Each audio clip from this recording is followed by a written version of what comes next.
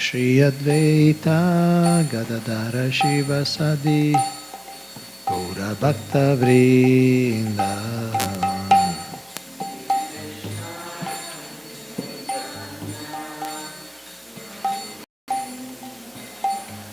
Shri Krishna Chaitanya Prabhu Nityananda Shri Advaita Gadadara Shivasadi Gaura Bhakta Vrinda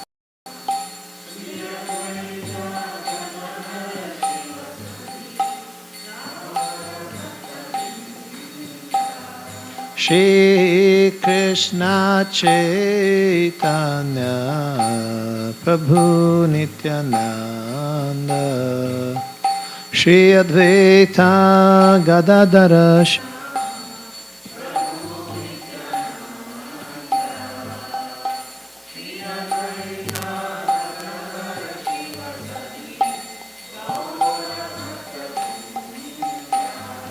Hare Rama Hare Rama Rama Rama Hare Hare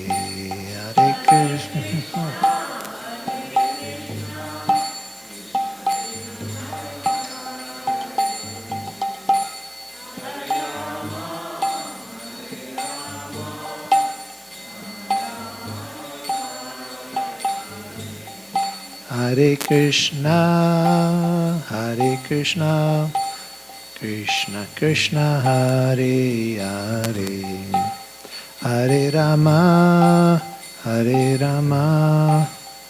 Rama Rama Hare Hare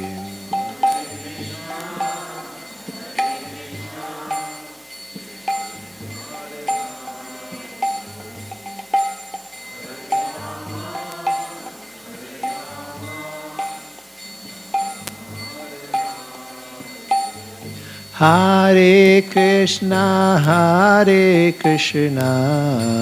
Krishna Krishna Hare Hare Hare Rama Rama Rama Hare Hare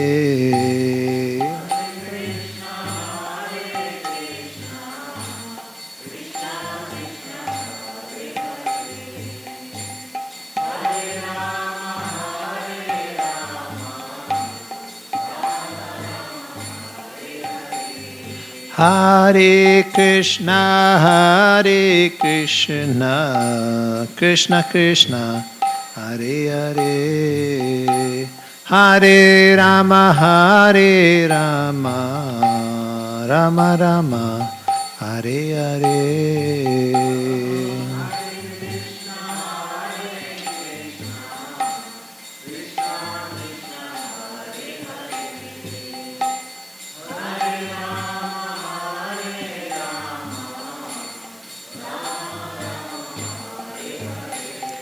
Hare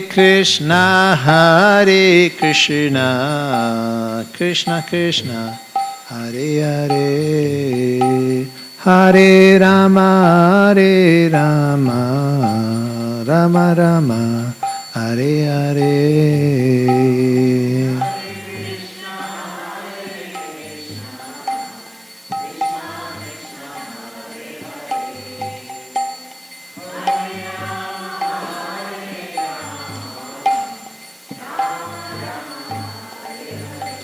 Hare Hare Krishna Krishna Krishna Hare Hare Hare Rama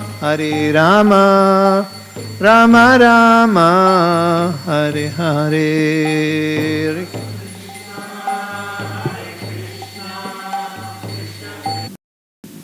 issue with a job or at the office, some boss, maybe the children, they have to go to the dentist, maybe some other, let's say, health problem.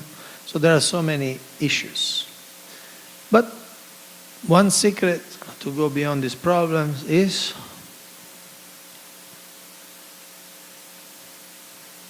to take on bigger problems. Because so that if you take on bigger problems, you can't think of your problems. It's you can only think of one thing at a time. So if you take on yourself a bigger project, a bigger mission, a bigger problem to solve, then you can't think of your problems. So there's no solution to problems. In this world, there's not a state in which you'll say, no, everything is perfect and it will remain perfect. Because the body itself, every day grows older and every day goes a little, closer to the final transition. So there's no steady in this world. Ahara, was that ahani hani bhutani gacchanti ayamalaya shesha sthavarami chanti kimascharya mataparam. This verse from the Mahabharata. It's Maharaj Yudhisthira. All this, the story of the Yaksha who was asking questions. And then Yudhisthira Maharaj in his wisdom was giving an answer to all the questions. And one question was, what is the most astonishing thing in this world? What's the most surprising? Ascharya, something that really leaves you speechless. What is the most astonishing thing? And so Yudhisthira Maharaj said, ahani bhutani gacchantiya yamalaya. Ahani, every day, bhutani, the people, gacchanti, they go yamalaya. They go to Yamaloka. In other words, they die. Every day. Shesha, those who remain, those who are not yet gone to Yamaloka, Shesha, stavaram ichanti. Ichanti, they desire stavaram. They desire steadiness, they desire permanence. They see everybody's going to Yamaloka, but still they desire permanence. Kimascharya mataparam. What could be more astonishing? So, back to the point. So, it's also a very good strategy to solve our problems, to take on bigger problems. So we'll be busy with this bigger problem. And bigger problems means things to be solved, things to be dealt for Krishna. So we not only forget our problems, at least most of the day, but we also make some spiritual advancement. So it's a good deal, no? Okay, so what are common caregivers' pitfalls? Some are generic, means any caregiver in the world may face these challenges, and some are more ISKCON specific. Because ISKCON, it's an extraordinary movement with specific challenges. It's a spiritual movement in the material world, and so on. So first of all, we need to, the caregiver needs to understand the context. This is a symbol for context. Because caregiving is not something that comes in a vacuum. Maybe if some of you like to take some notes at least, because then later we may discuss it in small groups. What's more relevant for you and your experiences. So it's not mandatory, but if you want to take some notes on the main points. So context. Context is very important. In writing, sometimes they say, journalism, they say, content is king, but context is emperor. To understand the context of your caregiving, for instance, you may have, you have to deal with the Indian congregation. He has an Indian congregation in India, and so they have certain background, certain mentality, certain experiences, certain expectations, certain norms, and so the caregiver needs to take those in consideration. So that their context. If you deal, say, with American youth, second generation, they devotees, but they are different. They are expectations, different experiences. Here we see them with Bhakti Marg Maharaj in 26 2nd Avenue on the Matchless Gifts, the original place of ISKCON. And so they have different expectation for a caregiver, or caregiver will have to support in a different way. Also their age, they're not married, they need a certain type of care that maybe other people don't care, don't need. Or a group of brahmacharis. I see also sannyas danda in the back. But brahmachari, group of brahmacharis, they're crossing a bridge. Here, literally, they're crossing a bridge. They're mridangas, they travel, they do sankirtan.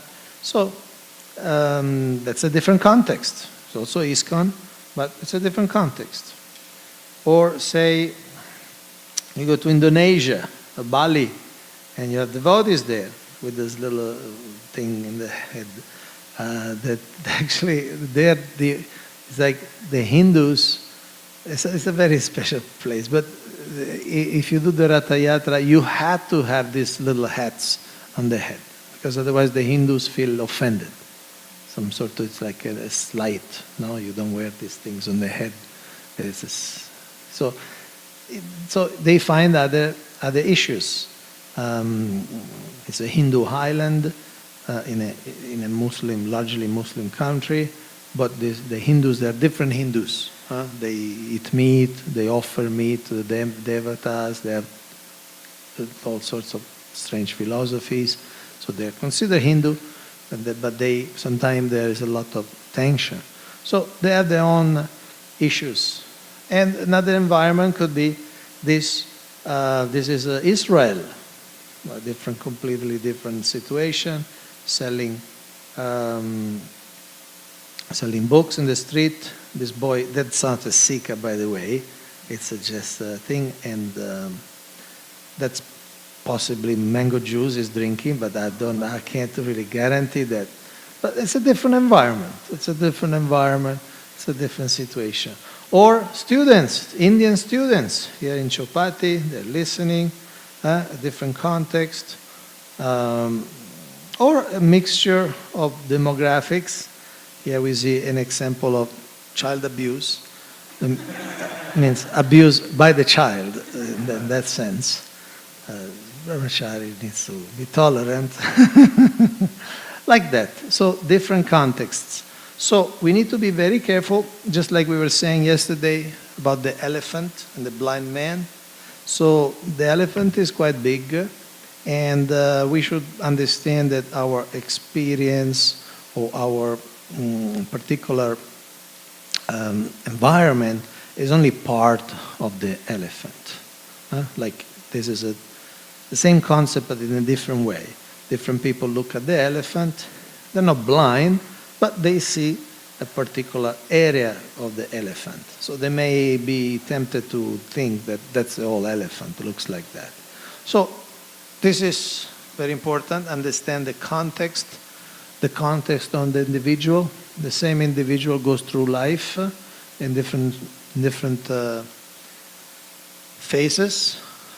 The challenge of a child, the challenge of a teenager, the challenge of a person who is considering getting married, the challenges of somebody who newly married, and so on and so forth. So this is very important. Remember the context.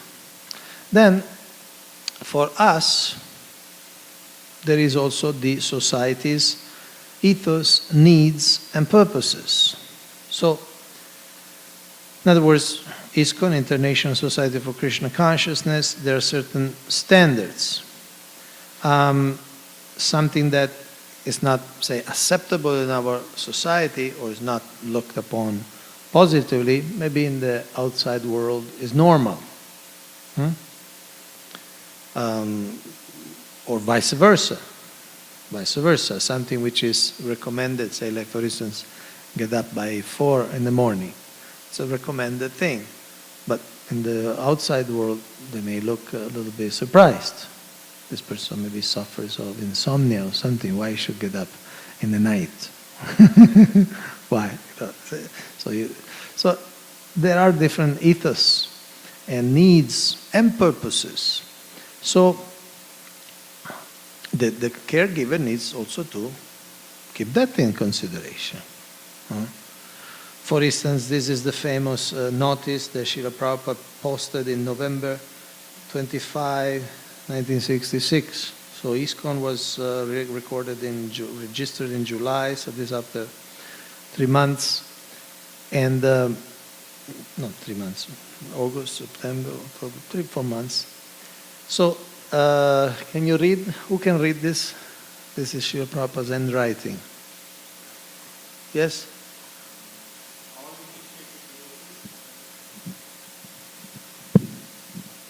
All initiated devotees must attend morning and evening classes, must not be addicted to any kind of intoxicants, including coffee, tea, and cigarettes. They are forbidden to have illicit sex connections, must be strictly vegetarian, should not offensively extensively mix with non-devotees, should not eat food, stuff, cook by non-devotees, should not waste time in idle talk or engage himself in frivolous sports, should always chant and sing the Lord's holy names. Hare Krishna, Krishna Krishna, Hare Hare, Hare Rama, Rama Rama, Hare Hare. Thank you, A.C. Bhaktivedanta Swami Acharya. Okay, so Srila Prabhupada, although at this time he had already done initiations, he felt the need for clarifying. This is what you need to do. Okay, these are rules, and so these are norms. Now, as caregivers, of course, if somebody has a trouble with that, we should still be available. We should still be accepting the person. We don't reject the person. Sometimes in spiritual life we walk in light. Sometimes we walk in shade, shadow. Main thing is to keep walking. And you're walking, literally. May you walk in light. So see you next week. Hare Krishna.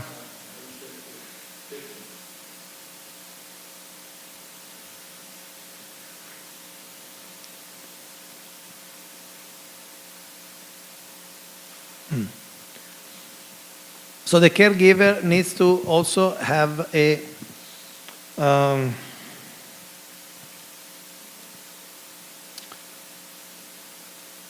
what I was saying? Walking. Caregiver should walk every day. It's very good for health.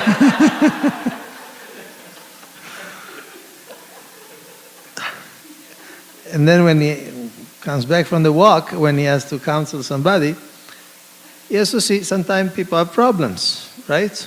And we don't accept, we may not accept their standards, but we need to accept the person, even if he's struggling, right? We don't reject the person. We don't throw the baby with the bathwater. So people, we need to create an atmosphere in which people can be honest, even if maybe they are not following all of this. We should create an atmosphere in which people, at least with somebody, they should be able to reveal their mind and not fear that they will be rejected, they will be insulted. Like I was in Italy in one place, and there was they were telling me that there is a young devotee, and he likes to do some service in the temple, and the temple is quite strict. No, you have to follow the principles, this and that. And apparently he's not able to follow all the principles, but he wants to do that service of singing the temple like that.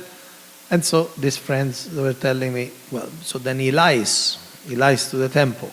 Are you following everything? Yes, yes, yes. Follow everything. Very good. But actually he was not following. So apparently he doesn't find the what do you call it, the atmosphere for sharing. So in that sense, sometimes people, if they cannot share, they cannot also be helped, right? Then this is on an individual level, personal standards. Then there is also the purposes of ISKCON. In other words, we as society, we have certain function in society within humanity. And here, of course, they're summarized: propagate spiritual knowledge, propagate consciousness specifically of Krishna, to bring society and the members of society, the devotees, nearer to Krishna, nearer to each other, encourage the chanting of the holy name, the Sankirtan movement, erect holy places of pastimes of Lord Krishna, teaching simpler, natural way of life, and distribution of spiritual books. These are the summary of the 7 purposes. So, as representatives of ISKCON, sometimes there is a challenge or a tension between fulfilling a certain purpose and taking care of the person. Like, for instance, erect holy place of pastimes of Lord Krishna. Like you're having this project, which I hear is becoming more and more ambitious in terms of estimate costs and this and that. So sometimes there is a tension because there is a purpose of ISKCON that needs to be fulfilled, erect holy place of pastimes of Lord Krishna, and at the same time some people may feel a little bit under pressure, or may feel a little bit anxiety. So the caregiver needs to be conscious of this situation, and not only for this, anything. It could be anything. That sometimes, yes, as representatives of ISKCON, we have to we have certain purposes, and we need to help to fulfill those purposes. At the same time, we need to help people individually. Obviously, if people are completely aligned with fulfilling the 7 purposes, then there's no problem. But sometimes people feel a bit of a mismatch like that. So, there is opportunity in this service of taking care. There is opportunity for growing ourselves. See, for instance, when we become aware of things, we become hopefully more mature, we gain experience. At the same time, there are also challenges in being a caregiver, especially if it's a formal position. Yes, I'm a mentor. Yes, I'm a head of a group. Yes, I'm giving shelter and guide. You may call it in different ways, but that formal aspect. So we'll look at some of these challenges. Ready? One is feeling invulnerable. Like Superman, he apparently, when you shoot at him, the bullets just bounce. So sometimes the caregiver may feel that, yeah, I can take any amount of negativity or any amount of problems. I can hear anything and nothing will happen to me. But it's not like that. Sometimes the negativity we hear, or the problems we hear, or the weaknesses of others we experience may affect us. In fact, for instance, in professional jobs, people in the caring professions, in some place they have to take a break by law. Like I have a friend in In Italy, she works as a what's called criminal psychologist. She just deals with criminals. Imagine what kind of minds she deals with. And by law, every year she has to take 3 days of professional counseling herself, even if she doesn't manifest any problem. But by law, she has to sit with another professional psychologist and somehow, whatever, being taken care by law. Because they know there is a limit of how much people can take. It's just a physical, physiological, psychological limit. So we need to understand we are not invulnerable. Sometimes we may feel like once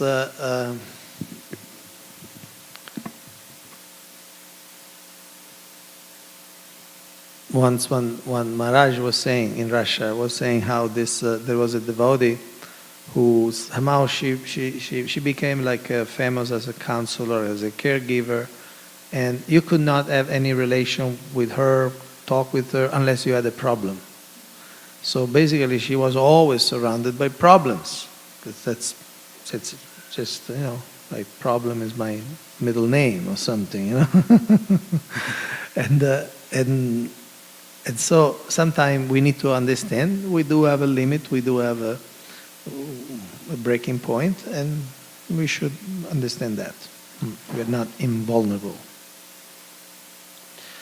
Then sometimes it comes pride, because obviously giving care, it's a superior position. Obviously if you're giving care means socially or spiritually you are superior to when you give care. Well, it's obvious. And so some pride may come, some sense of identity, that I give care, I don't take care. I don't receive care, I only give care. And also a sense that, we are really good, I'm really good, I have this spirit of Vaishnava Seva or devotee care, other devotees don't do this, but I feel very strongly, carier than thou, I'm better than others. So that pride may creep in. And so we need to be also careful. We need to see the service as an opportunity, not as a pedestal. Otherwise it may become another false identity. Then sometimes we have this savior complex. In other words, people need us, what they could do without us. Now we think like this, poor thing, what would you do without me? No? We start thinking we are indispensable for people. But actually life goes on. Even if we were not there, life goes on anyway. There will be other people. So savior complex, like we are some sort of Messiah, some sort of Jesus figure that descended to help others. Now, we have a chance to do some service, that's great, that's appreciated, but again, we shouldn't feel indispensable. Then another challenge is attraction to pain, in the sense that in one sense, we may paint ourselves in a corner that we are relevant only if there is pain. And so we become attracted or we become always gravitating towards pain. We almost feel guilty if there is joy. If there's a big kirtan, say, no, but I need to look for the problems, I can't stay in the kirtan. I can't jump and dance happily, carefree. No, carefree. Because I'm a caregiver, I cannot be carefree. I have to be careful.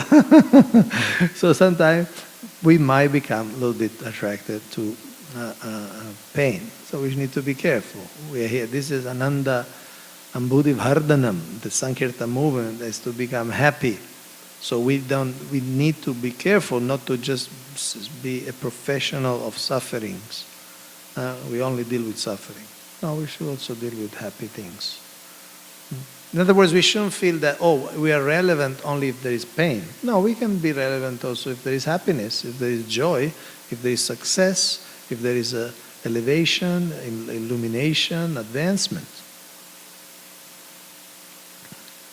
Okay, then related to that is like we become needy of needy people. Now this is the caregiver, and it's like a begging.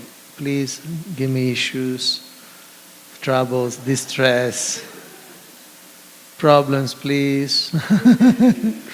Because that's his identity, becomes his only way is as any meaning, no? That's obviously not healthy, not necessarily healthy. Then this sense of feeling indispensable. Without me, everything collapses. My group, what will do without me? What my group will do, what my temple will do, what my family will do. I mean, we are instrumental and everybody is useful, but nobody is indispensable.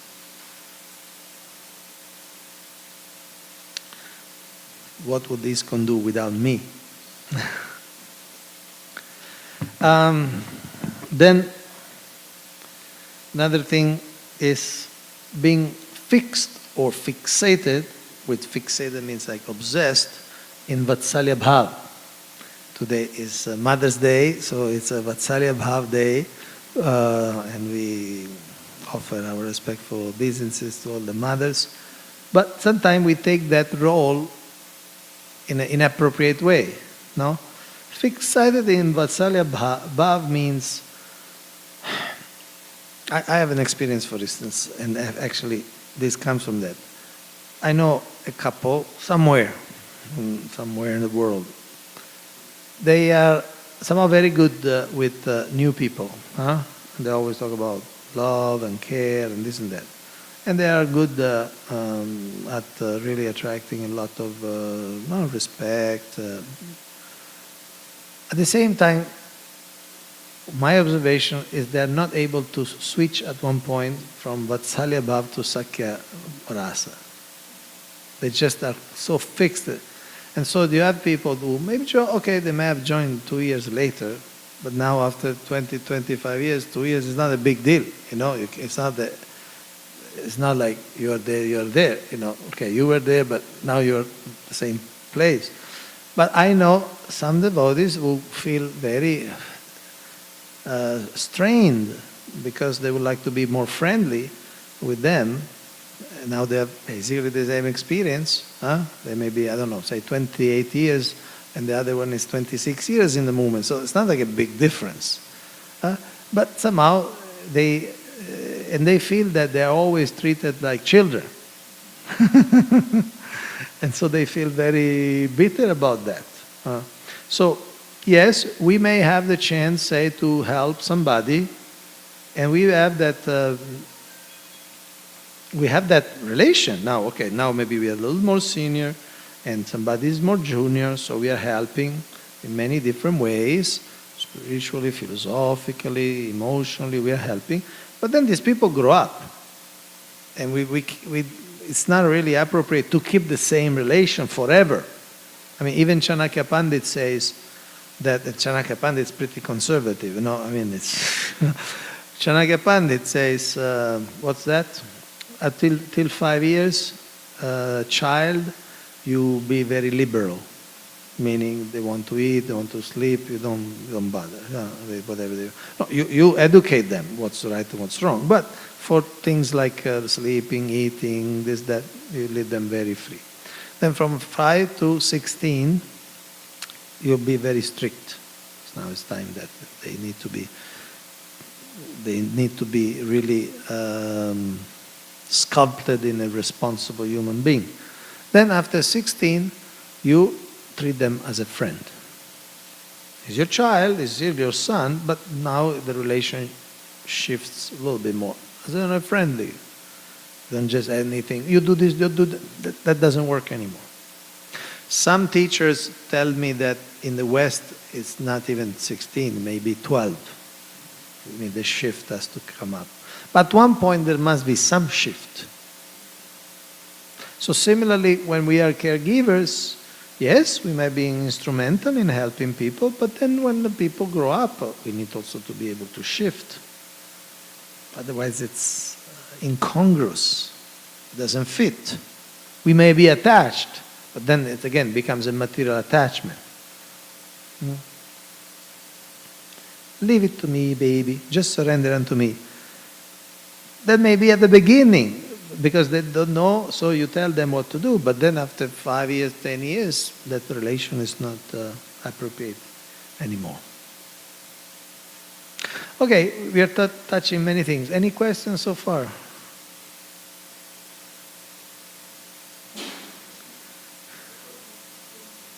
Huh? It's going good.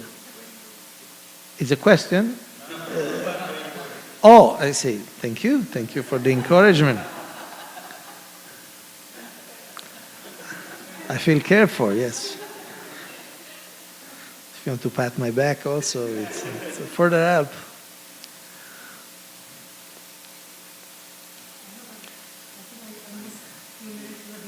Ah.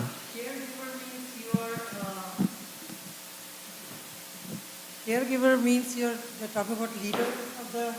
Yes, caregiving takes many forms, like a Bhakti Viksha group leader, or mentor, a counselor, temple president, somebody who is taking care of other people. No? But here we, especially when this relation is more like a mentorship or counselor, in other words, when the person takes shelter in you, you ask advice or like that, or you give guidance. Do you do that with somebody? No, I'm not in position like that. No? You don't? You're in the wrong class. You should go home.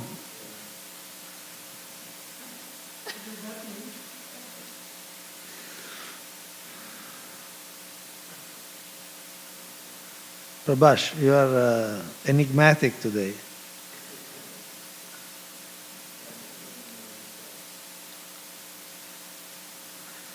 Your choice.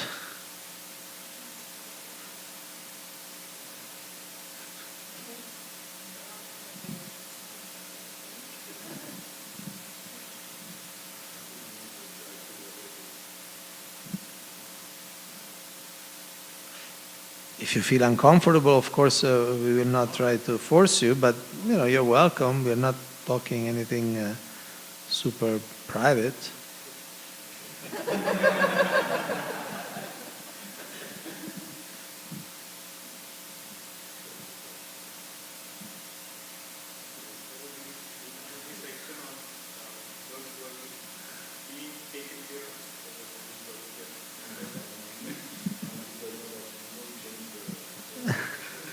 But this particular presentation is a challenge for caregivers. Yeah?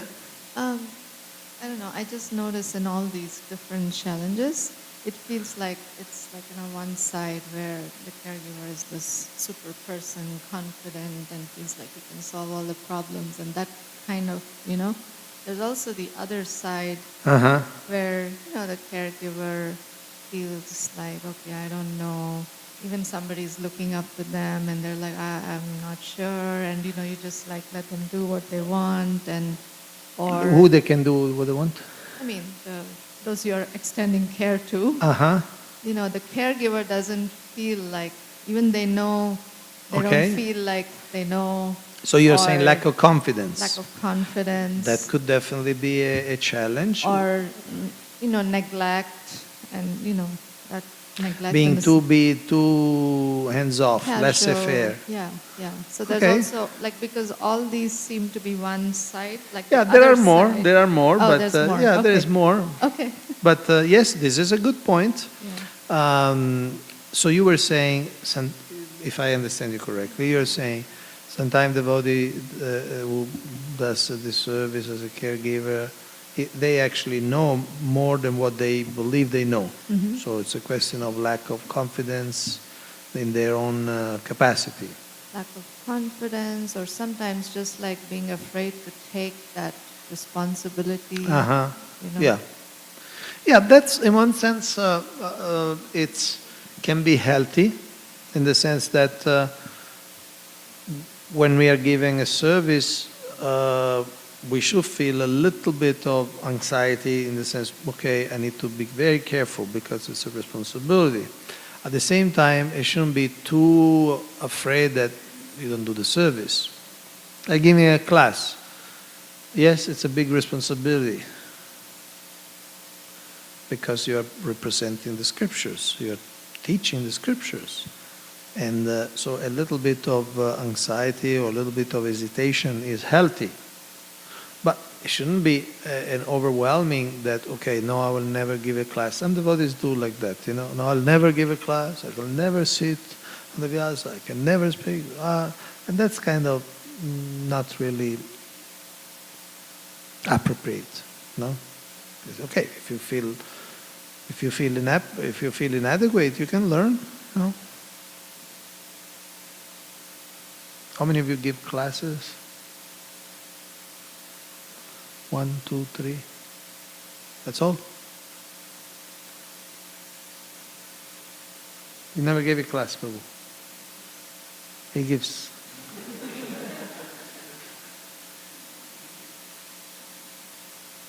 Hare Krishna.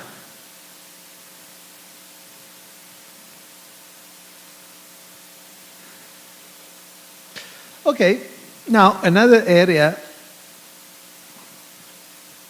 is lack of skills. Sometimes we are a good, we are good motivation, good mood, but sometimes our toolbox is empty. There are certain arts, it's an art, like listening skills. Sometimes we don't know that we need to listen.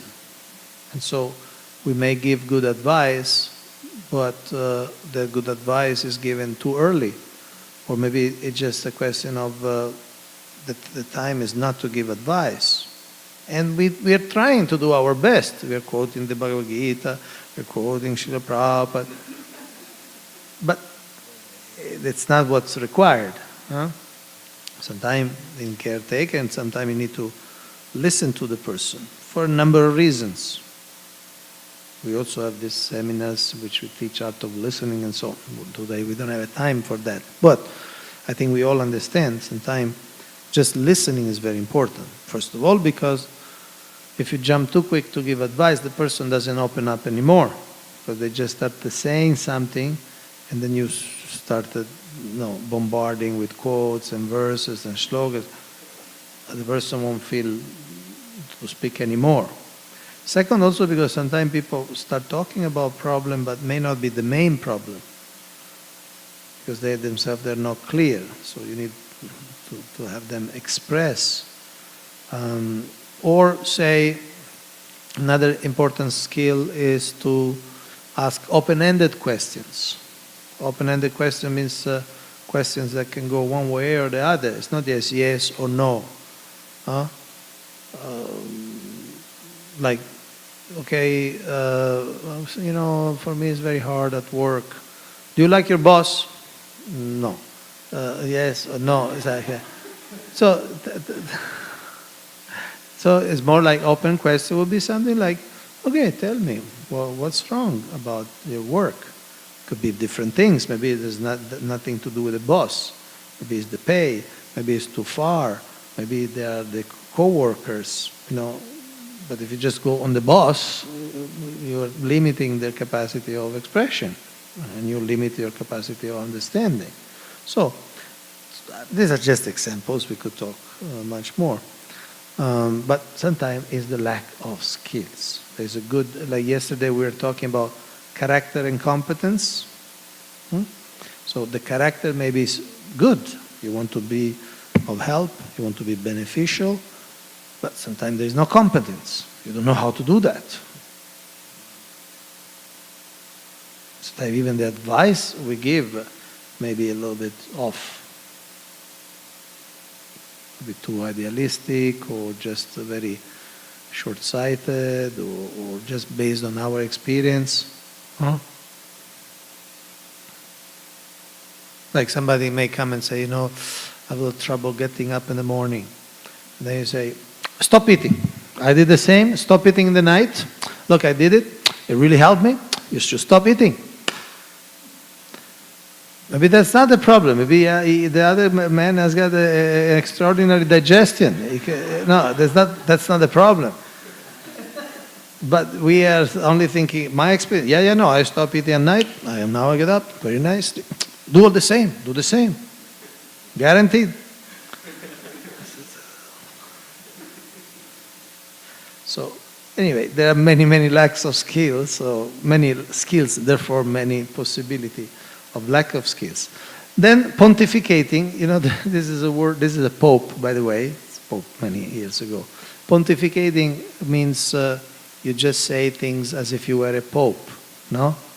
Like, do this, this is the solution, this is the truth, no? And sometimes, well, not that the spiritual master had to pontificate also. I mean, it's another person. We could say, we may start, it's not that the spiritual master always... See, pontificating in English is a word that has a negative connotation. It means you're talking as if you were an absolute authority, as if you just... Yeah, but the Adiguru is better than that. In the sense, like, if every word was like the absolute truth applicable in all time and circumstances, like that. Or becoming a control freak. We become dependent on having subordinates. There's a certain taste, no? That we are on top, or we are in control of their life. We want to know everything about people. Okay, when you brush your teeth, how many times you go up and down? Do 108 times because it's a very auspicious number. We become a control freak, a micromanager. And then obviously that these people, we shift from being a caregiver to shifting to become, again, a control freak, to become really focused on controlling people or micromanaging people. And that's not healthy, generally. No. Then, some other time we are... sometimes we risk... sometimes we become suffocating.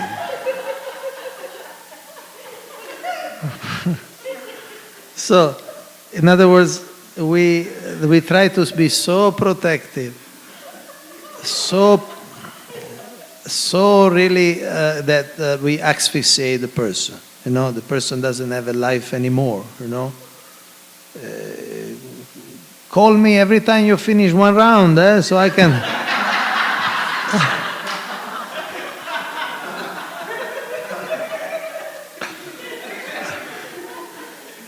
So we need to be a little careful.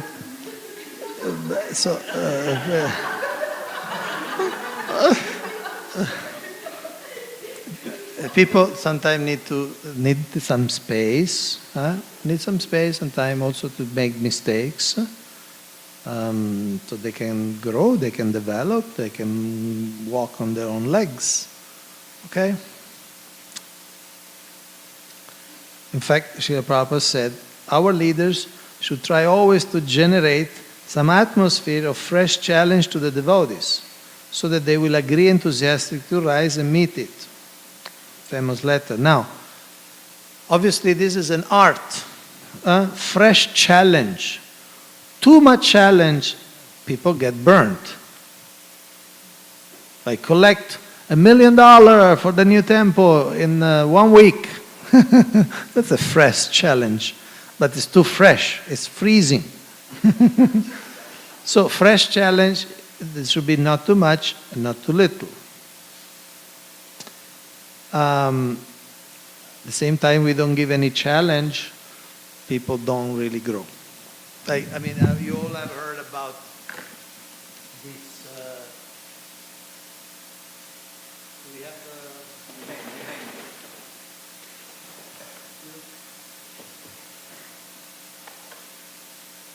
like, I think you all have heard. Okay, we don't mind. Okay.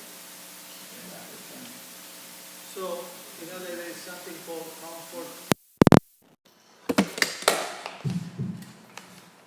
And basically, comfort zone means the type of activity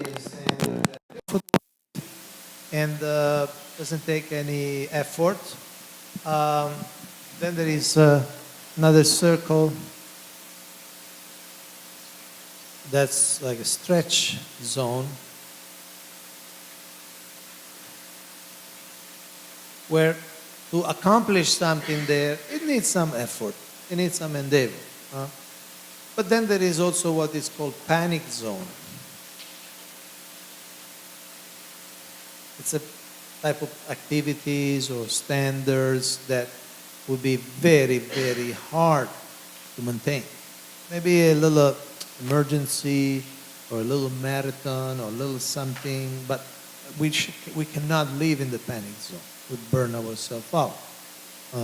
So this idea of fresh challenge means we should provide an atmosphere where people can stretch themselves, go beyond their comfort zone. Not that, oh no, this is my experience, this is what I know how to do. No, learn new things and so on, learn new skills.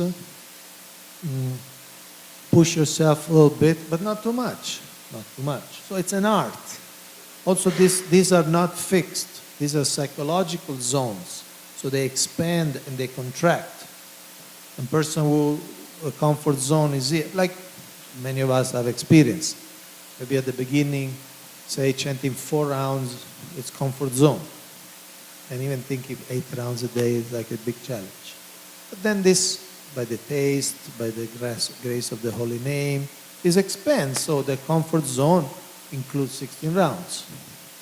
Many of us chant 16 rounds is not a challenge to do it.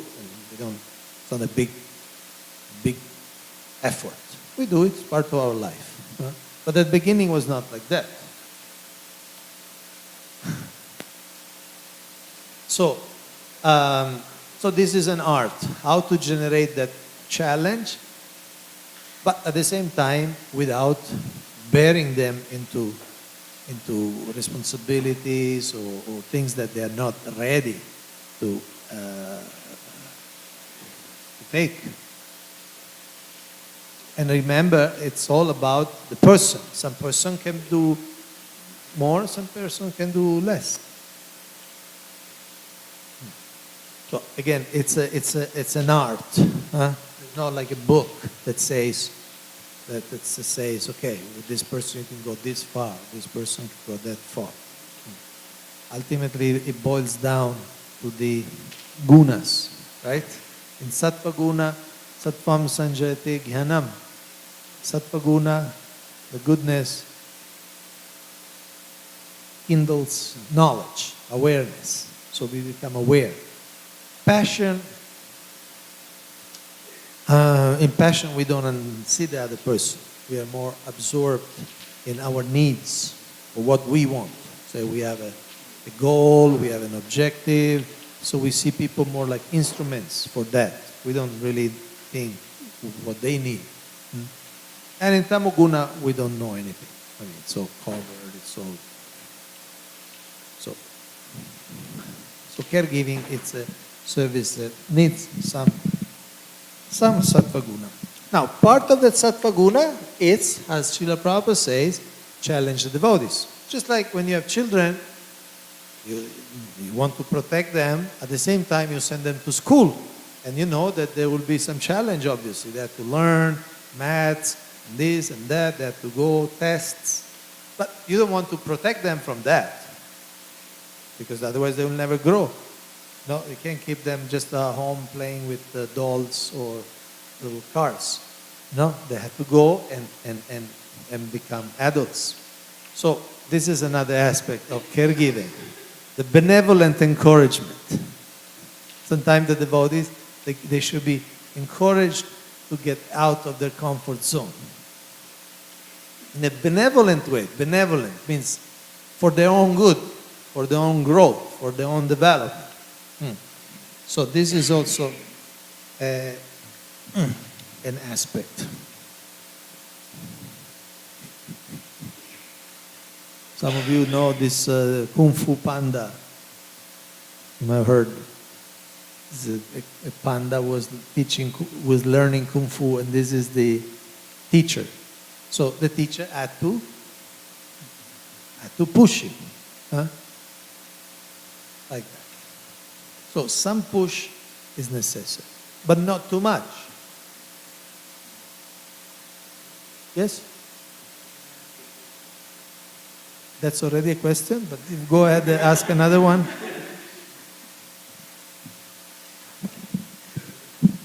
Previous slide, you were talking about challenges, Prabhuji, and for me, I'm at the receiving end of caregiving.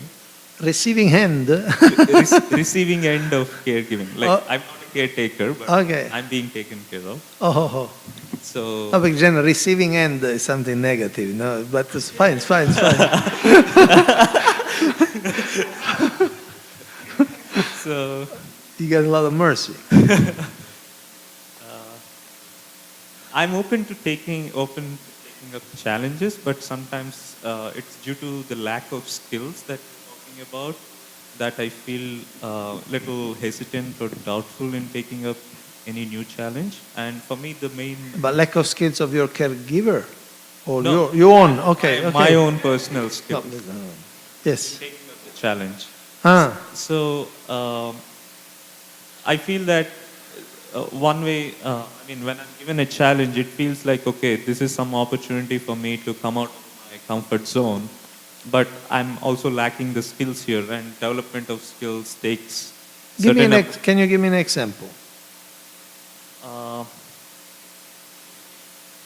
What did they ask to do? I don't know, book distribution or what? yes, book distribution. Okay. And for me, actually, I'm telepathic, by the way. This is something really which happened, but in this case, it was not due to lack of skills, but I just tried, experimented, and the confidence grew in me, actually.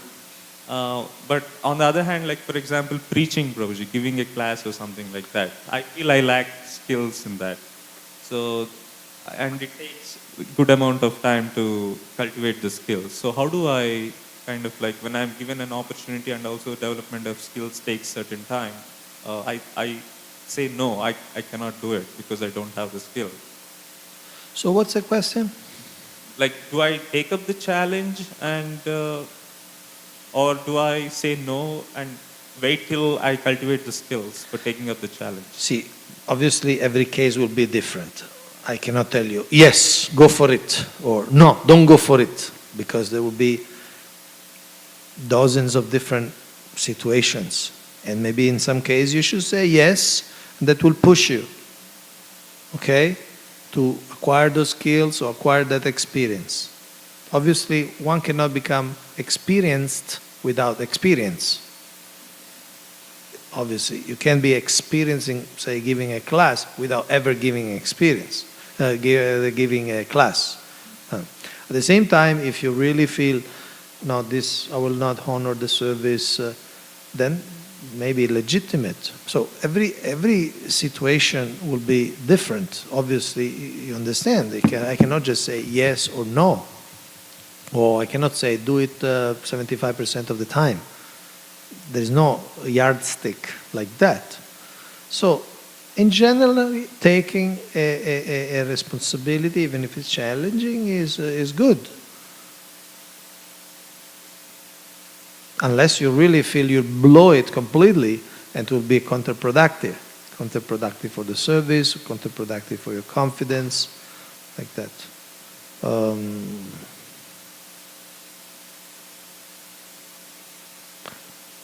Giving a class, for instance, because you mentioned giving a class, it's not necessarily like long term. I mean, of course, studying the philosophy is long term, but if you have a grasp of the philosophy, a familiarity with the books, learning how to say prepare a class doesn't take long time.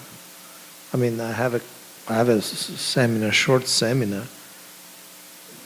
In 20 minutes, I can teach you how you prepare for a class.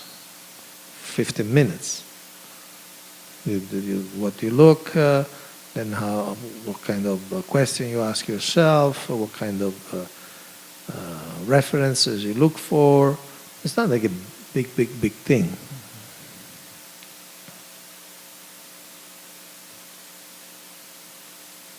Okay? Does it help?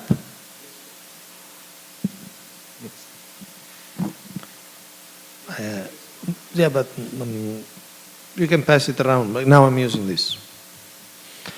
Okay, so let's see other challenges. 4 main challenges, because these are, you could say, official challenges. The other ones were more like psychological, internal, subtle, we could say. You know, how do you know if you're pontificating or not? These are more practical. One is keeping confidentiality. Being able to keep your mouth shut when people speak to you. It can really destroy their trust and their capacity to open up when you talk about things that you should not talk. When people say something to you, something intimate, something they feel ashamed, and they're just meant for you. And then you speak with this, with that, the spouse, or this or that, a friend, or you say to somebody, look, don't tell anybody. But you know, this is happening. And then this is it's a very big disqualification of a caregiver if he's not able to keep confidentiality. We know, everybody knows himself or herself. You should know. Can you keep confidentiality? Can you keep a secret? Yes?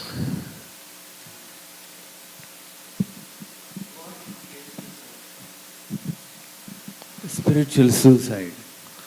What do you mean by spiritual suicide? Like, for example, they are having some misunderstanding with their Diksha Guru. And if they share with us about that, and then we still have to keep it confidential? Well, when you say spiritual suicide, it's heavy, it's a kind of a heavy definition. Now, misunderstanding with the Diksha Guru is not so rare, or some tensions with the Diksha Guru doesn't necessarily mean a spiritual suicide. I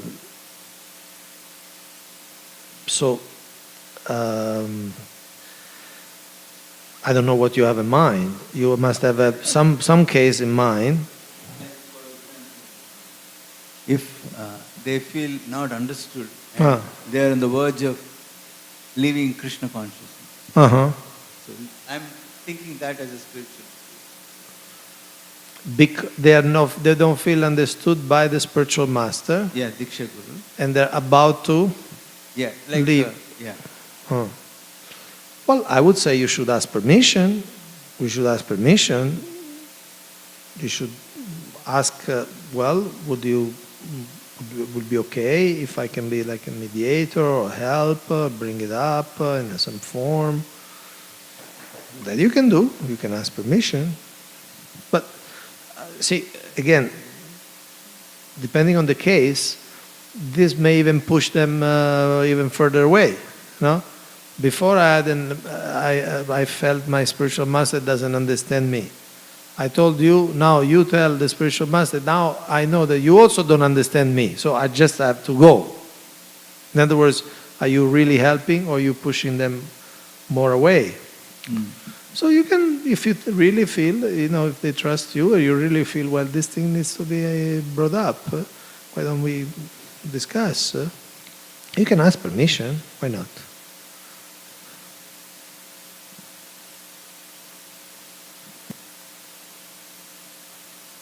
There are also different levels of feeling misunderstood, or different levels of tension. Like the spiritual master also has different roles. Sometimes the spiritual master has also a managerial role. So we may not understand why the spiritual master is supporting this situation as a GBC or as a temple president. So there may be some, they're not philosophical doubts, they're more like administrative doubts. But what I was going to talk is that there are exceptions to this rule of confidentiality. And exceptions there are when, in other words, the rule is when people share with us, we keep it to ourselves. That's it. But there are few exceptions that one is hurting oneself, like if somebody talks about committing suicide. It's legitimate. I mean, even in the professional world of counseling psychologists, when say somebody is about to commit suicide, it tells you that, oh, I'm about to finish my life and this and that, then you have the permission, I mean, it's legitimate to break confidentiality, maybe inform, warn the family like that. Now, there is the whole training for dealing with suicidal people. So the fact that you are a good devotee, have a good grasp of the philosophy, doesn't necessarily qualify you. But you know that if like for instance, if really somebody is so depressed that is really telling you, Prabhu, I just want to kill myself, and then you can go, maybe you go to a professional psychology or to the police. They have contacts. So in that case you can break confidentiality, or maybe you should break confidentiality. Not that the person hangs himself and then, no, but I couldn't break confidentiality. Another thing is when they plan to hurt others. Maybe they say, okay, I'm so fried with my husband tonight, I'm going to take a baseball bat and break his head while he's eating his khichdi. So then,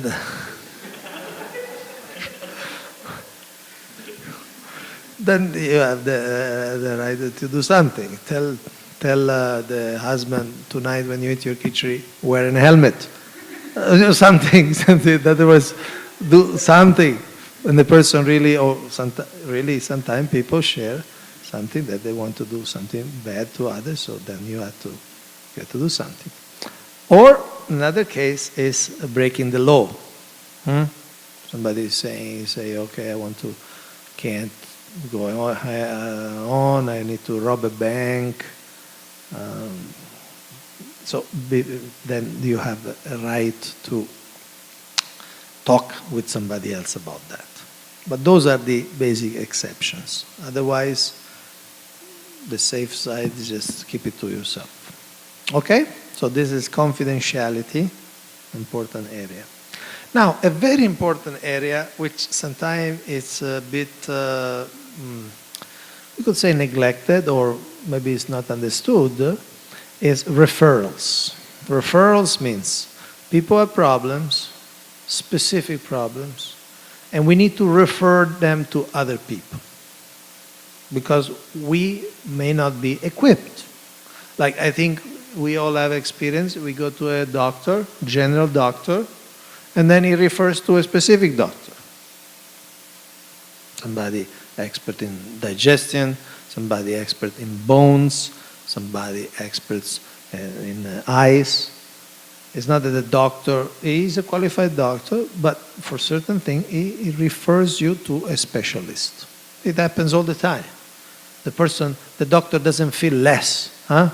No, I have to fix it. But you're not a brain surgeon. What are you going to do? Open the skull? No, I'm a good doctor. There are certain things needs a specialist. So in our experience also, sometimes there are things which need a specialist, a special problem. Sometimes people have psychological problems, some chemical imbalance, or psychiatric problems, some chemical imbalance in the brain, or they're dealing with huge traumas from abuse, and we may not be equipped to deal with. It's not just enough to give philosophy. You know, the body has a karma, c'è Hare Krishna, what else? Eat prashadam, yeah. It's not enough. In other words, those are kind of first aid type of thing, or like general health type of thing. Like if somebody say, okay, do exercise, it's very good for you. Somebody broke a leg, you don't say, hey, run around the block, you know.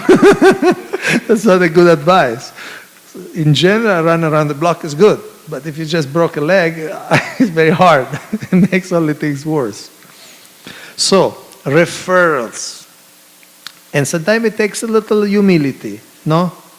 And sometimes it can even be, generally people don't bring up philosophical problems, but sometimes even philosophically we may not have the answer.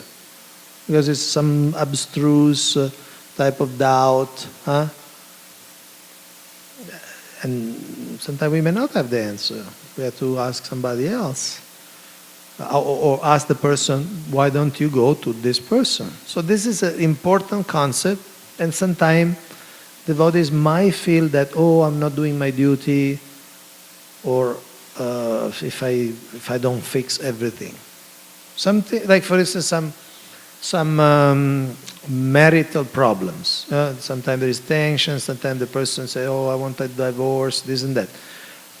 We may not have the knowledge for that. We may not know much. There are professionals that deal with marital counseling. They have a lot of years of experience. They've been trained. And so we may not be the person for that.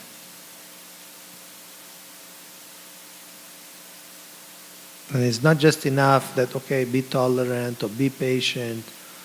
No, be, what do you call, utsahan nischaryat dharyat. Now the person says, you know, I'm really thinking of divorcing. Utsahan nischaryat dharyat.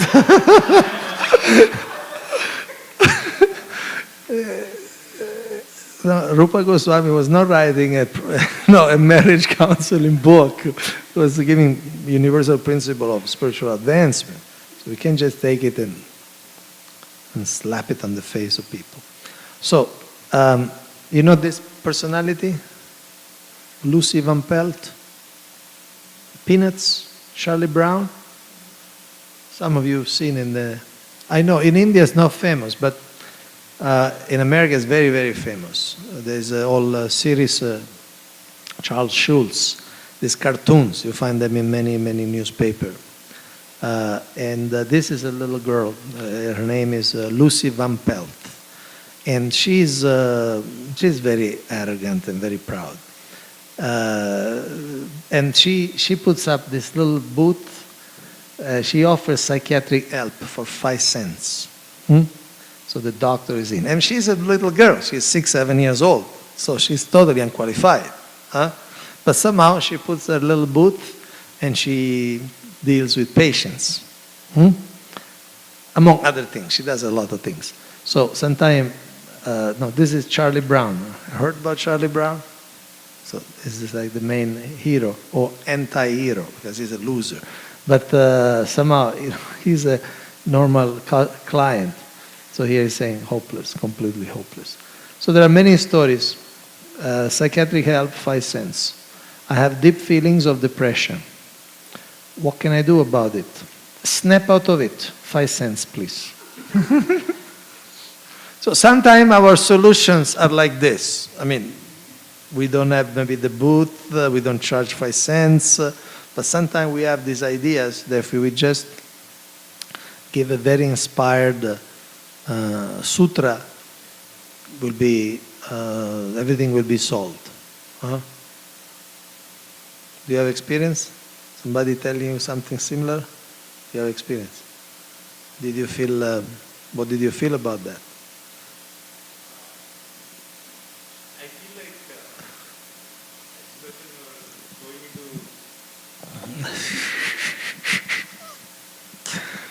I feel like I feel like maybe revealing my past situation or my background, so that maybe they could get more clear idea. So you think was a bit premature. They're talking was something they don't really know you so well. Uh-huh. If I feel that if I give more information, explain more about my background or why I'm doing that or why I'm not doing any certain activity, that would give more clarity. Oh, I see. Okay, so you feel sometimes they jump to conclusion. Okay. Yeah.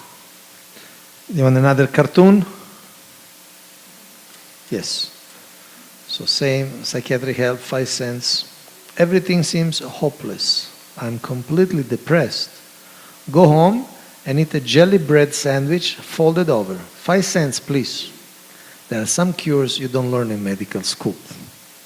This is similar to, eat prashadam. So, like that. We should be careful not to have this kind of quick fixes. Huh?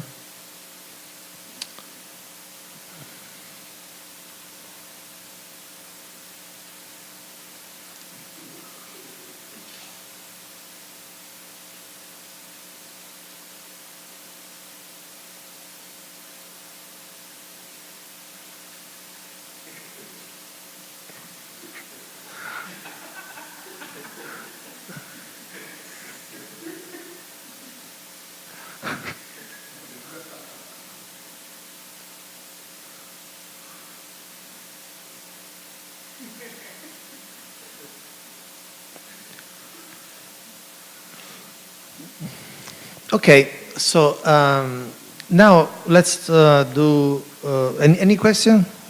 Yes?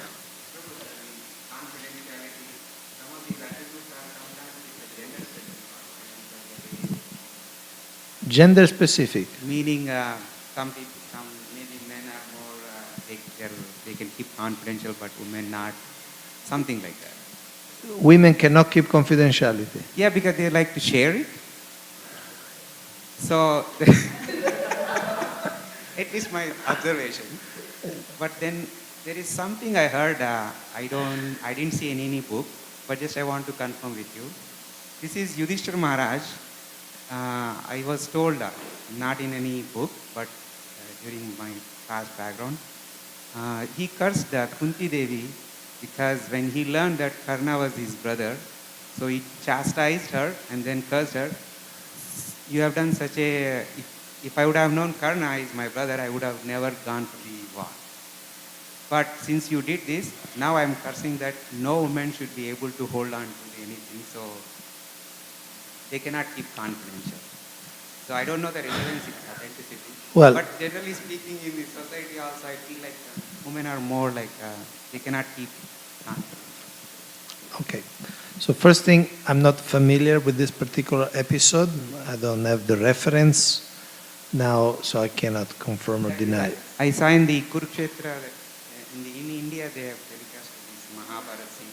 Okay, now, yeah, the point is this.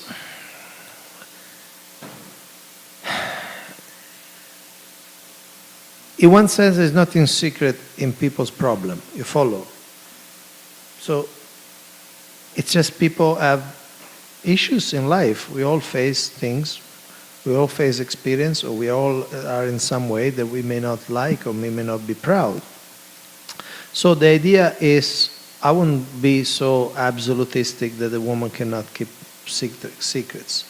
Yeah, maybe on average, women tend to share more. They're more social. There's also a scientific fact. Women tend to talk more because their vocal cords are shorter. So they have less. For men, it takes more effort to speak. And so women speak more because it's easier for them. It's like for a man, on average, it's easier to lift weight because they have bigger bodies. So there is that element. But to say that every woman cannot keep a secret, I don't believe that. I mean, I don't believe that. There are many very qualified, professional women.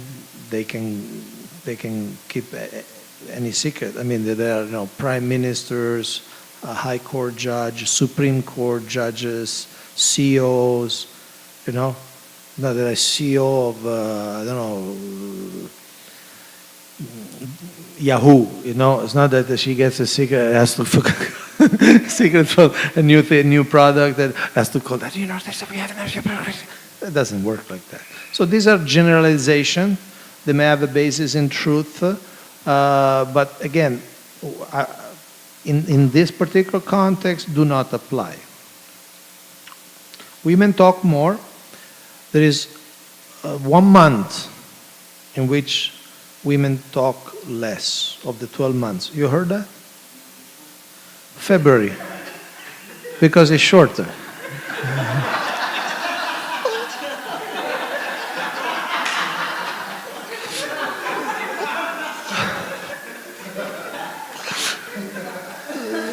So in our context, that particular episode is not relevant. There are many very good counselor women, and they are completely able to keep confidentiality. But in any case, in our environment, again, we are talking about ISKCON ethics, ISKCON norms. So in our environment, we have women counseling women and men counseling men. That's a general rule. That's the safest, and we don't really promote the fact that a man, unless it's really a professional. In other words, you have a devotee, say he has suicidal tendency, you refer to somebody, maybe he's a man, maybe the lady is a woman, the professional, that's okay. But in the community, generally, we keep men with men, women with women. Okay? Now, let's do a little group work. Let's make groups of 3 people. Can we? 1, 2, 3, 1, 2, 3, 1, 2, 3, 1, 2, 3, 1, 2, 3. Yes, exactly. Now, you choose your partners. You don't, somebody you feel comfortable with, or you feel free to shuffle around. Okay, create these triads, groups of 3. You can move the chairs a little bit, give yourself a little breathing space.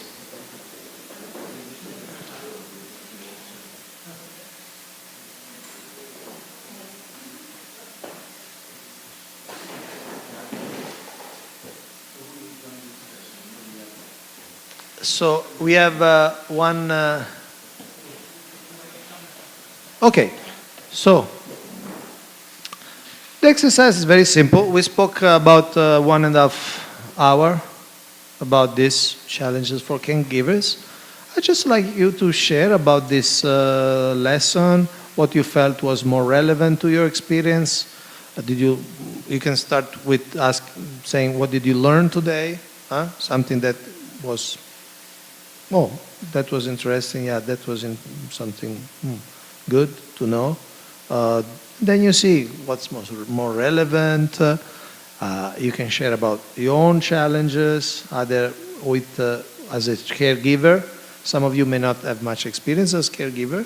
So as somebody who is taking care of somebody else, what is your challenge? Like Prabhu shared, that sometimes people jump to a conclusion, they didn't know the background, maybe it was a bit premature. So speak about the topic, what this presentation meant for you, what did you learn, what do you think you can apply. Okay? Any question? What we're doing?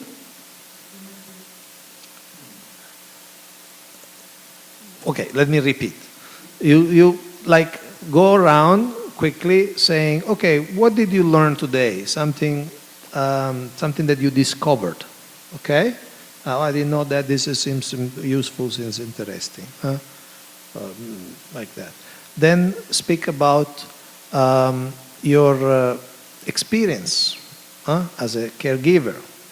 What are your challenges? Maybe there are challenges that are not listed. Maybe time, lack of time, other pressures, or whatever is your challenge in giving care to others. Maybe people become too clingy, too dependent, whatever is your challenge. Okay? And if you don't have much experience as a caregiver, speak about the challenge you face as somebody who is taken care of by somebody else.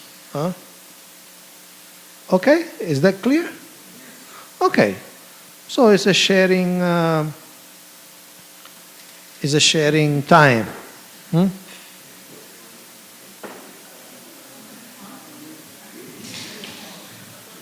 And we kept the groups very small so that everybody has a chance to express themselves.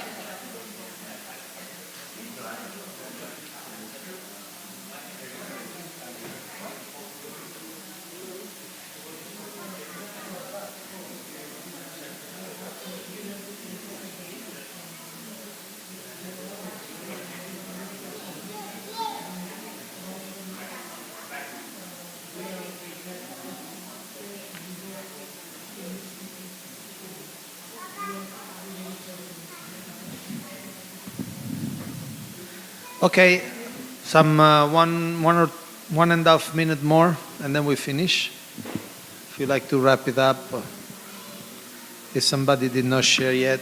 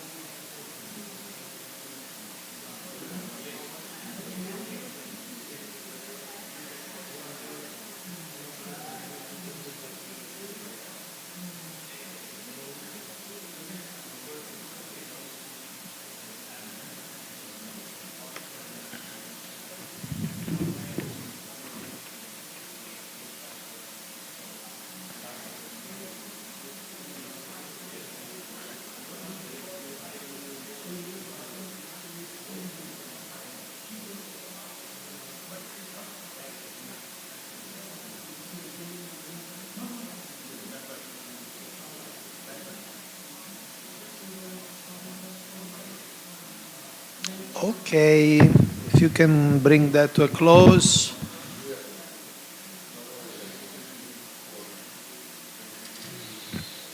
Okay, now, anybody from any group likes to share something, some insight, of course, without breaking confidentiality, somebody share something, but anybody likes to share something with the whole group? Some insight, some guidelines, some experience. Premananda Mataji.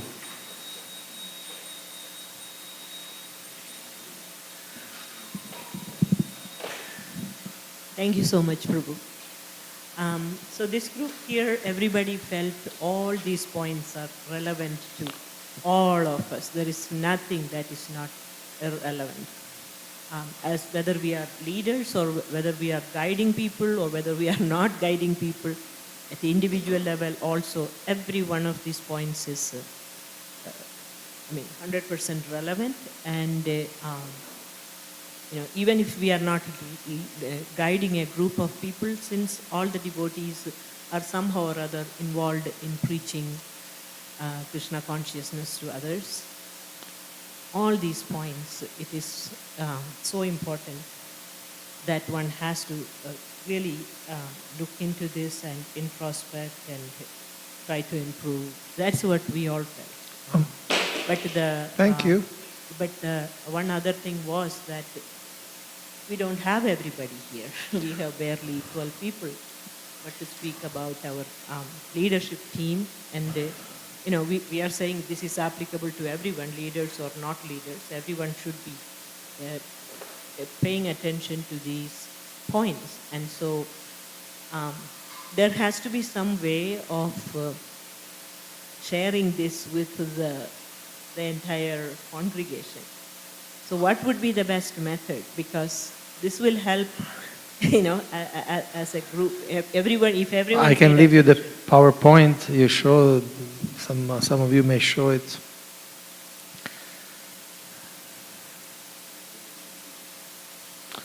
Or if you have a training for leaders, training for counselors, I'm not sure. No, in other words, before you give some responsibility, do you have some training? Okay. So maybe you can use some of these ideas. Thank you. Thank you so much, as always. Appreciate it. My pleasure. So we have Prema Tarangiri Mataji. You also want to share something?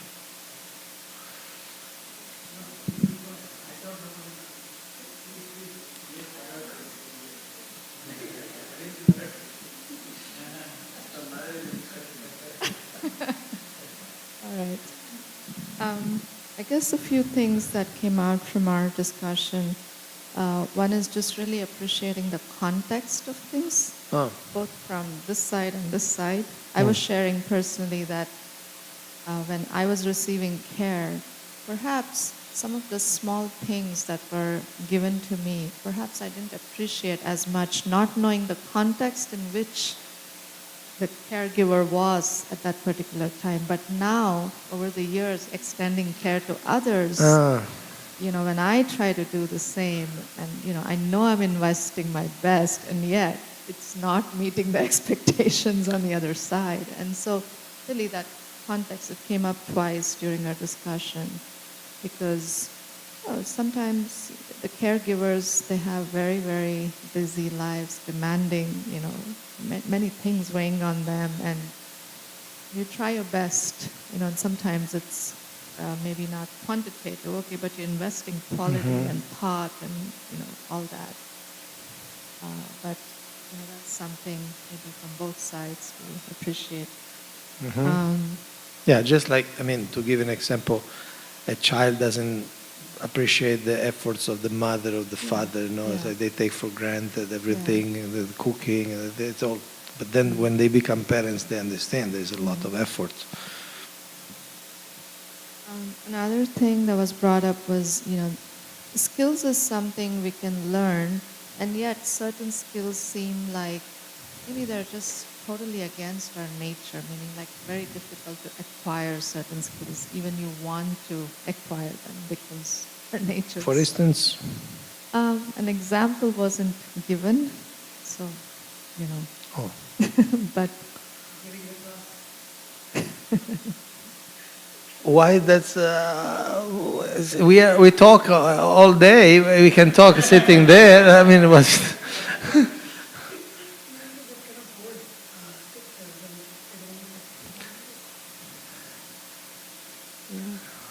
Maybe two other things were. See, the soul nature is to glorify Krishna. The soul inner nature. We always glorifying something. Even materialists glorify something. Could be a musician, could be a movie star, can be a sport star, can be a politician. So the nature of the soul is to glorify Krishna. Giving a class means glorifying Krishna in some form. Yes, of course, if we don't know anything about Krishna, it will be hard to do it. But everybody can learn to do that. Srila Prabhupada explained, repeat. No, study my book, repeat in your own words. That's a class. You see the difference between two people who are giving classes. Some people, when they do lectures, it just naturally comes to you to just get it, you just understand it. And some people, they keep giving classes, people don't get it. Yes, I agree. I agree that for someone will be easier Somebody will be a natural scholar, natural speaker, natural entertainer, or natural sage, okay, by nature. At the same time, I like to stress that anybody can learn to speak for 20 minutes about the philosophy. Anybody. Like cooking. There may be the super expert, no kurma, the super chef. But anybody can learn how to cook rice, dal, sabji, chapati, like that. It's up to you. So our time is officially up, 12:30, but we do have a few. If you want, we can stay a few minutes more. No, but if you had something else to share, I don't want to cut you off. It's not like we are in super hurry.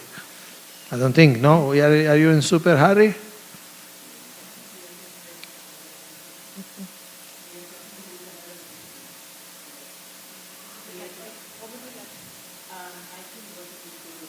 We can take another 30 minutes.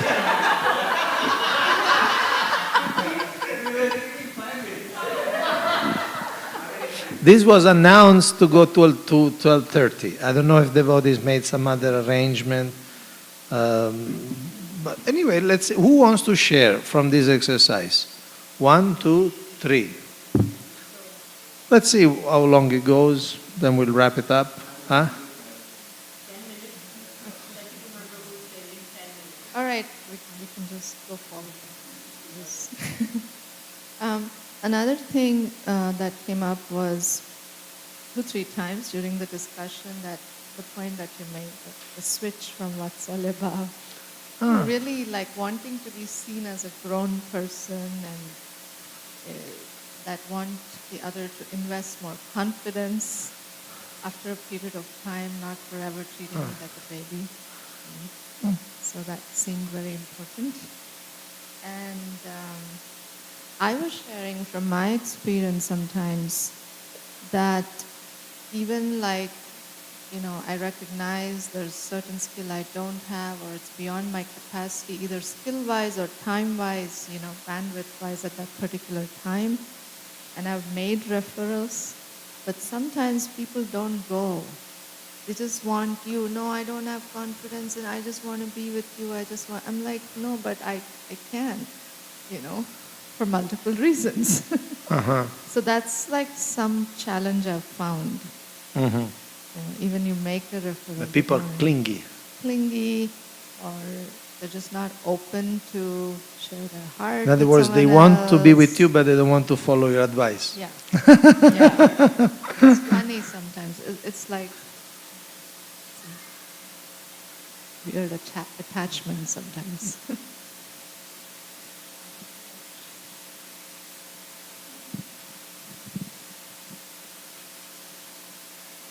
Prabhu, as I mentioned, I'm the person. I'm the person who's getting the care. So for me, I've just taken down a few points, even though they're not very relevant for me right now at my place.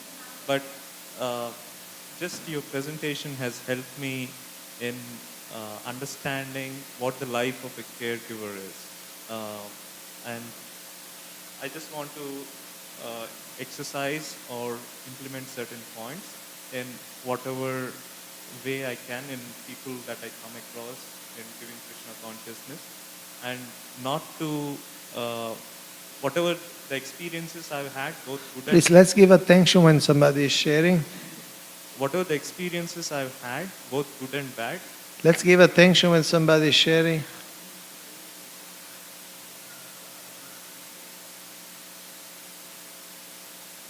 I want to, whatever the experiences I've had, both good and bad, as a person who is being taken care of, I just want to learn the lessons and pass on the good experiences, and not to have the give the bad experiences to the people whom I'm coming across, or whom in future I might take care of. And So you want to learn from your from your experiences, and Experience. not do the same mistakes. And I also want to express gratitude, Prabhu, for taking time and giving us this very helpful information. I want to express deep gratitude and thank you. Hare Krishna. So Prabhu wanted to say something. Hare Krishna. First of all, a very nice presentation, and thank you for that. And by Krishna's arrangement, we all three are not at all related. We don't know each other. He's from Pune, and he just happened to be here. And I came from Bloomington. My name is Vrindapati Das. So I just saw in our regular invite, and I thought it will be a kind of Sunday feast program. I wasn't sure it was meant for a closed group. But so I happened to be here. But I really enjoyed the class, and it was Krishna's arrangement for me to hear this. I especially liked almost all the slides, and I liked the slide about the pride, how one can develop that pride and how one has to be careful. So that was the first slide when I entered into. So I I learned a lot about that. It's kind of shaking up, Sometimes we are in some position and then we forget about these things. So I really like that one, and also I like about the comfort, stretch and panic zones, how we have that, and how we shouldn't be putting somebody either in a panic zone or for too long. We cannot keep somebody in a comfort zone. And again, keeping the confidentiality, how to maintain that, and when to disclose that. So I really like, because most of the times we always think either this is right or wrong. We never think that there is a solution in between also, or maybe both are applicable in situations. There's a general rule, and there are some rare exceptions. And then I like most of your jokes and keeping the audience alive. Not all of So them, but most of them. That is something which I learned from you today. And you also have a very good presence of mind. You realized today is Mother's Day and you protected. I realized that question. Though scripturally you could have said, okay, yeah, mothers, they do like this. But you very well supported that. And the other thing which I learned was about, you very well connected Chanakya Pandit's quote about how we treat children. So up to 5 years, we can be lenient. And I think sometimes as a caregiver or a leader, sometimes we expect too much from, even people who are maybe just 5 years in ISKCON.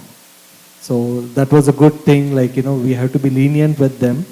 And then 5 to 16, we can be little strict and help them to grow in their Krishna consciousness. Well, see, that's how Chanakya I Pandit looked about at that. children. I wasn't saying exactly corresponding, no, the first 5 years in Krishna consciousness. I wasn't meaning that. No, but I could very well connect that, because usually by 5 years, if somebody spends in ISKCON, he is ready to, get some stricter kind of 5 guidelines. years. Some people are ready after 5 hours. Depends on the candidate. Yeah, and once somebody spends enough time, then we have to get friendly, and so thank you very much. Thank you very much for sharing, Vrindapati Prabhu. You said you are from where? Oh, Bloomington. Okay. I'm coming on Wednesday, by the way.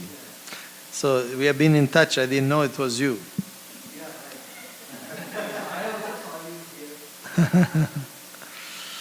Okay.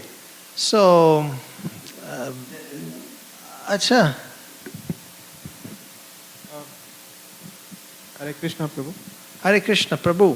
We discussed about context and being in the listening mode. Goes Listening mode. yeah, being in the listening mode as caregivers. And also understanding the other person's situation, and as caregiver being connected to the superiors and being nourished. so that we extend care.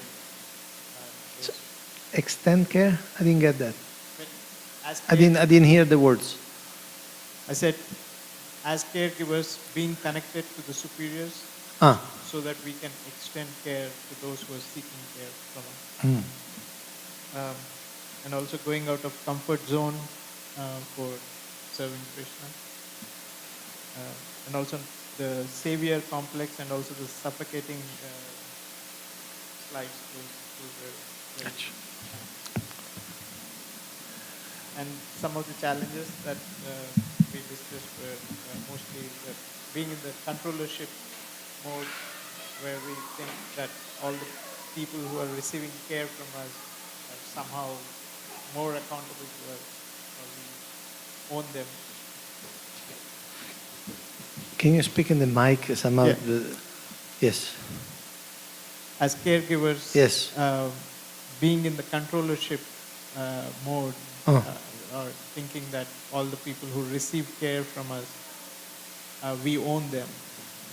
So that's kind of a challenge. Thank you. Thank you. Thank you very much. You want to see, because you mentioned about listening, you want to see a cartoon about listening?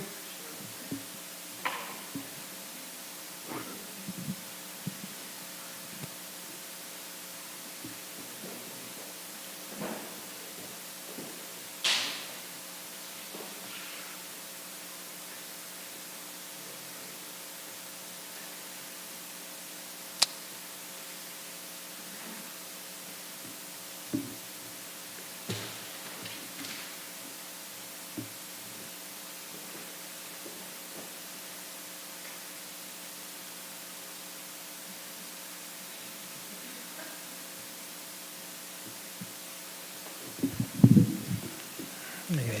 So, so I wish you all the best. First of all, again, thank you very much for your service of giving shelter to others, being available, and taking time out of your busy schedule, and sitting with people, giving personal guidance. It's so important. It's so important. If that's missing, often it affects the individual, and it affects the communities where that is not available. That sense of shelter, the sense of giving refuge. So thank you very much for this service you're doing, and I wish you all the best for this service, for this community, this project. And I guess we can close here. Today there's a class 5:30. So I understand will be the celebration of Nishingadev. And so we'll talk a little bit about Nishingadev.